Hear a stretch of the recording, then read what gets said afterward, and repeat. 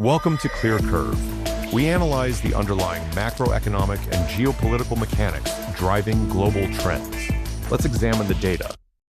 It was 1972 when researchers at MIT fed the world's most advanced computer models a set of variables that seemed, at the time, like science fiction.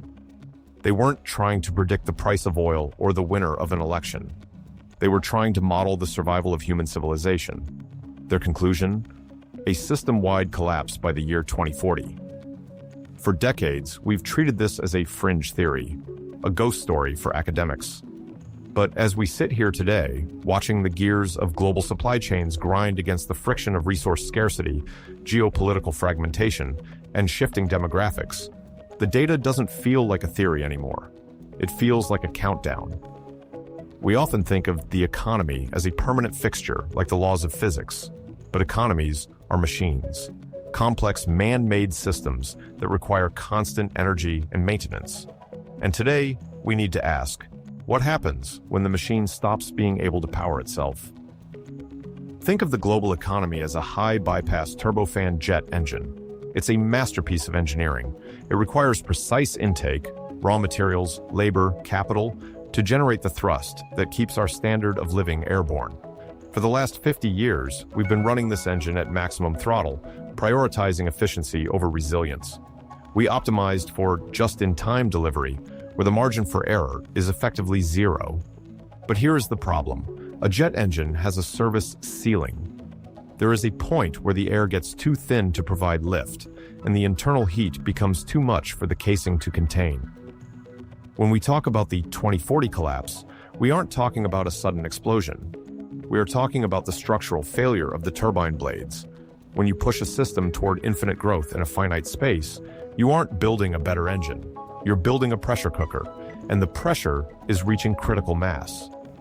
To understand why MIT's models are suddenly looking so relevant, we have to look at the efficiency trap. After the Cold War, we fell in love with a singular idea, the borderless market. We moved manufacturing to where it was cheapest, optimized shipping routes to the minute, and treated national borders as mere suggestions for capital.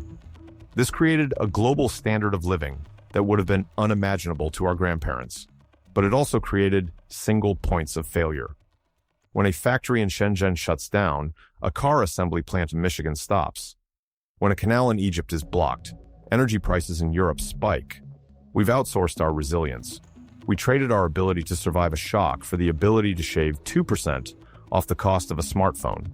It's a great trade until the shock actually happens. And lately, the shocks are becoming a feature, not a bug. Now, add a second variable, demographics. This is the hidden fuel of our economic engine. Most modern economies are built on the assumption of a growing workforce, the pyramid structure where younger workers support the retirees. But the pyramid is inverting. In East Asia and the West, we are reaching a demographic cliff.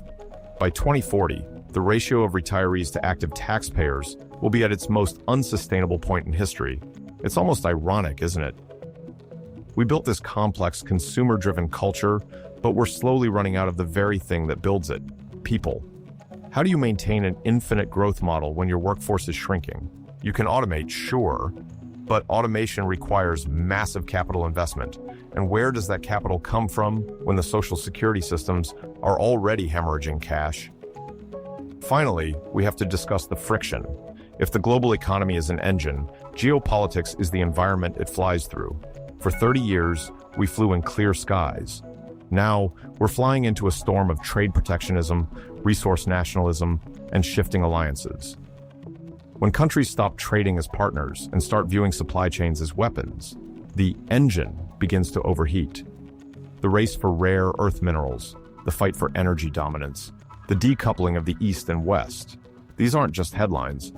They are the systemic stressors that the 1972 MIT model predicted. They are the friction that wears the turbine blades down to nothing. So, will society collapse in 2040? If you look for a Hollywood-style apocalypse, you'll be disappointed. Reality is rarely that dramatic. It's a slow-motion transformation. It's the degradation of infrastructure, the rising cost of living, and the narrowing of our collective opportunities. The question isn't whether the system will change. The question is whether we can build a new engine before the old one stalls out entirely. We aren't victims of destiny. We are the designers of the next system. But we have to be willing to look at the diagnostics. This leads to a question that hits closer to home than you might think. If you had to choose, would you prioritize a high-growth economy that offers more short-term opportunity but demands constant, high-stakes adaptation?